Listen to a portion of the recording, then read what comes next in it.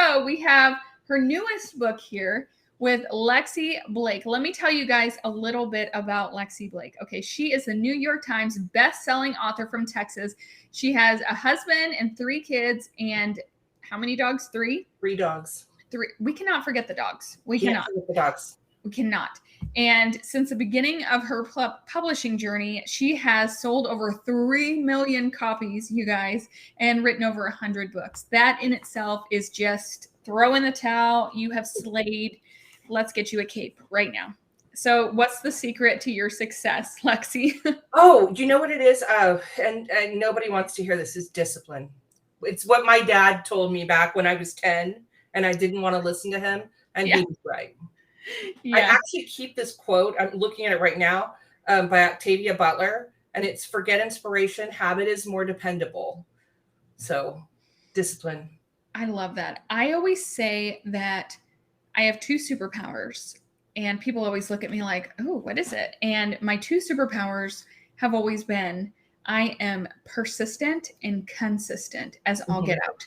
And I will usually outwork anyone in any room because those 2 things, I don't sleep on it. I continue and surge forward. And those 2 things can make you successful, I think, at anything. Yeah. Anything. I love that quote by Octavia Butler too, by the way. It's the best. It really is. So 100 books. And let's talk about your newest one. I've got it pulled up down below. You guys can grab it. It's $4.99.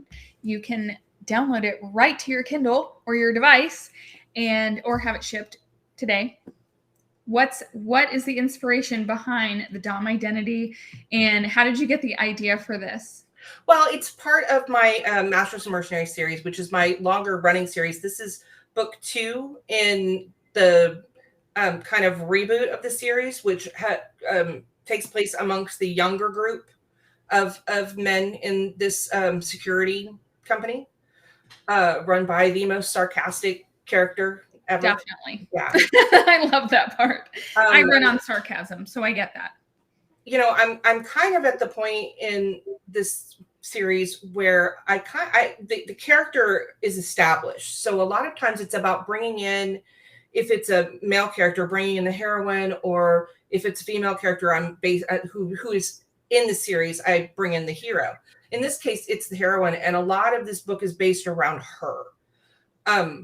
She's a Hollywood actress, but like she's a combination of Anna Nicole Smith and Britney Spears and Megan Fox. She's that's a dynamo. Yeah, she's a woman who basically started her career and ends up with being demonized in the press. Yeah. She's viewed as difficult. She ends up marrying an older man who's a billionaire, and all of this gets addressed in the book. It might sound weird, but so much of it is about that's live. My ring going off. Totally live. Yep. So much of this book is about perception and how we view not only ourselves, but how we're viewed through the lens of everyone else. So he goes in thinking he's going to meet one person because of who the press has said she is. And he ends up finding out who she is. And she kind of changes a lot of his perceptions about, everything. So one of my favorite parts of this was the strong women empowerment here in this book, and not apologizing for scandal and not allowing to be stepped on for someone else's comfort. I think this is something you talked about in the beginning of the book, was not letting people put us in boxes. Mm-hmm. Of, oh, you did this, and then the shaming part of things, like, oh, you're shamed for this. And that's where I love real life and just own it, because when you actually just walk in your truth, there's nothing really anybody can say. It's just walking in your truth. And I felt like Vanessa nailed that.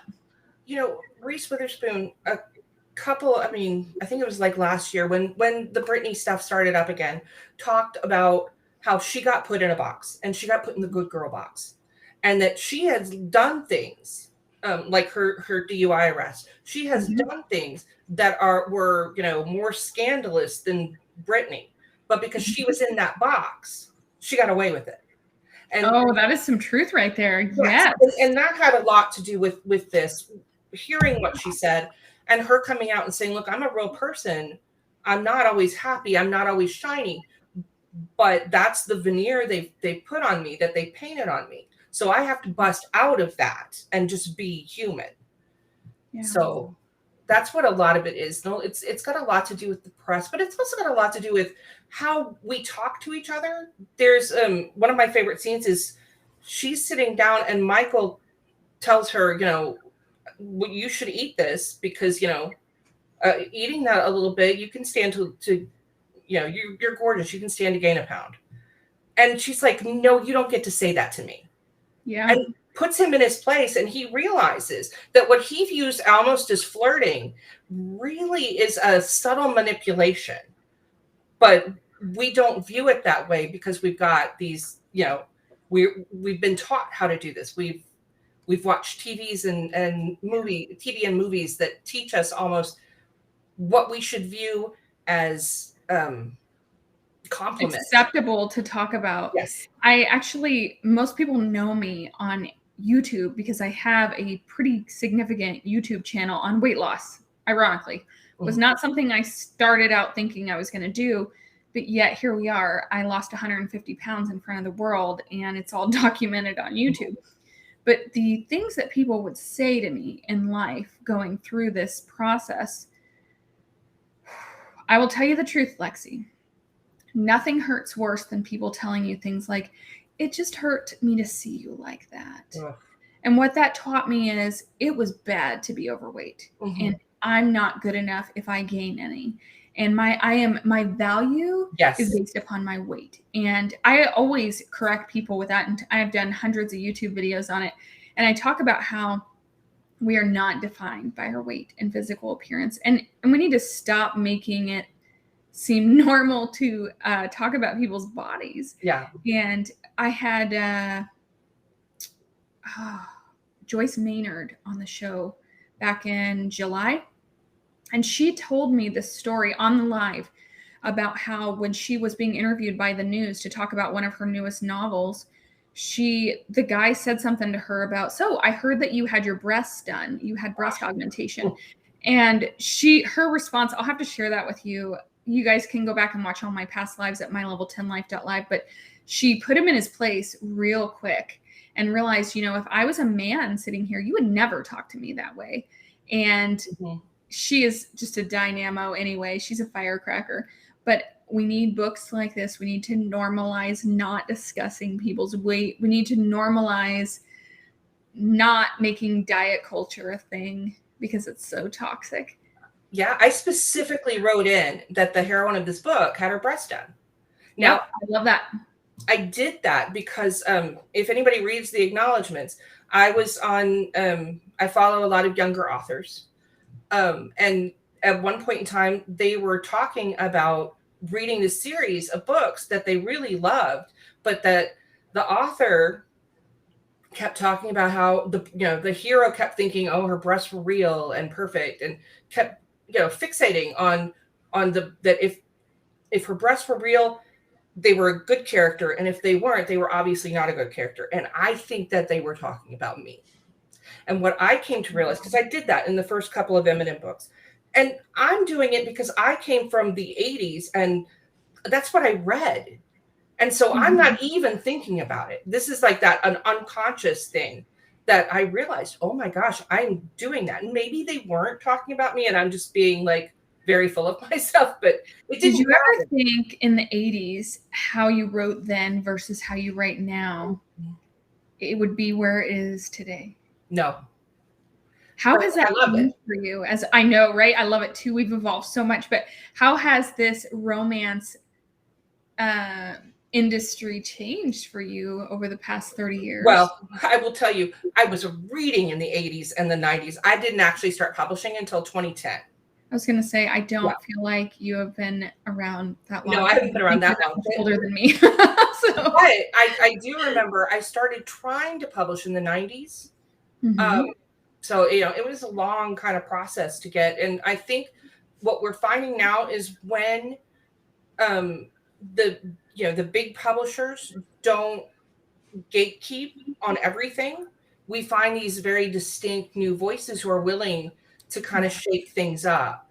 And so often big publishers, and I'm with one for another series, they don't want to take chances because they're putting money up, they're putting money forward. Sure. So yeah, I think it takes those small independent writers to kind of push things forward and make it okay and show you, yes, these kinds of books can sell. Absolutely. And just bringing authenticity to the table, which you do, is so important, even in topics such as these that might not be ever so popular, but it offers a different point of view. One of the things I loved about your newest book, The Dom Identity, is it was one of those books that made me think for a while, for a few days.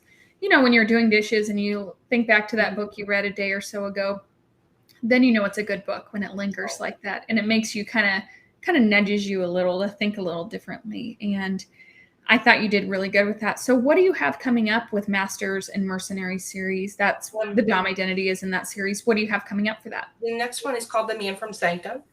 So I've obviously moved away from James Bond titles because there were only so many of those. And now I am having fun with other spy titles. So nice. Yeah, The Man from Sanctum is just a play on The Man from U.N.C.L.E. But it's going to deal with a character who's been around for a long time named Deke. And it's kind of a second chance romance. And as usual, I'm trying to do kind of the rip from the headlines sort of thing. So this will have to do with very high tech and some like espionage that goes on at the highest levels. A lot of fun research. It sounds like you're going to go into that. Where do you draw your inspiration from typically?